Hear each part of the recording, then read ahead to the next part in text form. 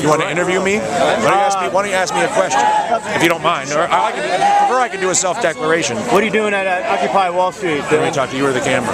Me.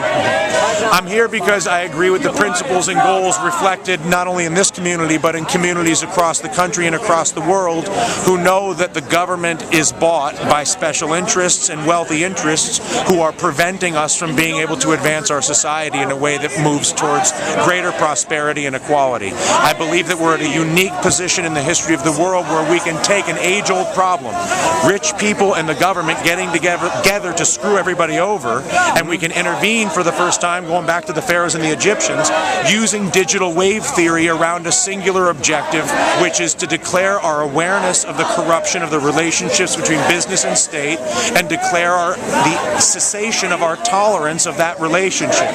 It is only by declaring that cessation of that relationship between business and state that we can then begin to have the debate we need to have about everything from healthcare to education to jobs in America. And that's why I'm here, and that's what I believe the highest purpose for what I'm doing is. That's fantastic. Tell us about that petition real quick. We started a petition using the show on MSNBC. I'm gonna edit the hell out of this. Don't worry about it. Okay, great. So we started the petition quite simply to create an actual tool, a shovel, if you will, as opposed to just a concept, with a drafted amendment, 3 sentences based on what I call NCAA rules. It's not about who can give money. It's about if you take money, you're fired. Right. And that way you can do it in 3 sentences. Bear in mind, we've amended the Constitution twice for beer, so don't get too intimidated by the Constitution. And I feel like I lost my train of thought there. Okay.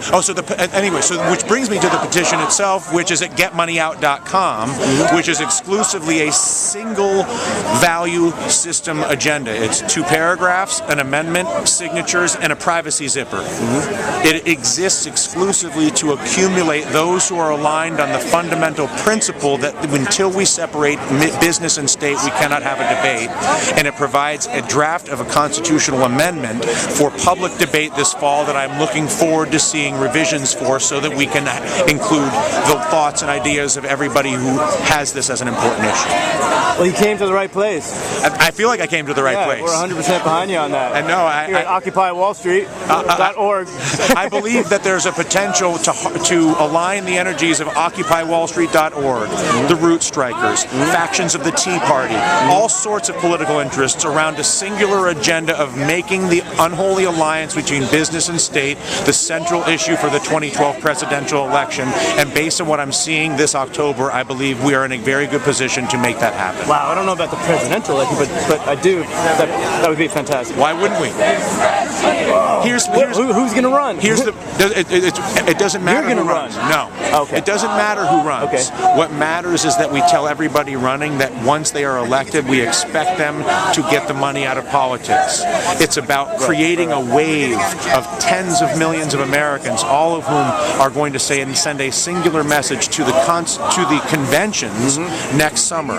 At those conventions, that singular message to the Republican convention, to the Democratic convention, is a simple message, which is you must include in your party platforms at the convention the singular issue of debating a constitutional amendment to get money out of politics. If millions of us send that message next year at the conventions to both parties, we will have set the table to force the issue of money in politics to the center of the presidential debates next year, and at that point we can then extend the exertion of our influence in order to provoke the debate that everybody in America knows must happen. Yeah, and Barack Obama is completely helping you by raising $1 billion freaking dollars. The only way you can win political office is to raise more money than the other person. 94% of all political elections are solved based on who raises the most money. Barack Obama knows that, and based on money raising, I suspect he will get reelected.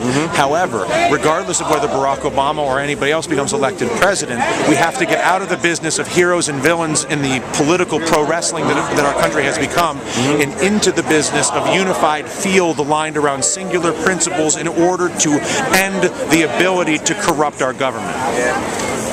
Amen. Amen is right. I think your face got a little bigger there because you were getting so into it. You're getting close to the camera. But that's great. Thank you very much, Dylan. Hey, thank you very much for the time. I appreciate it.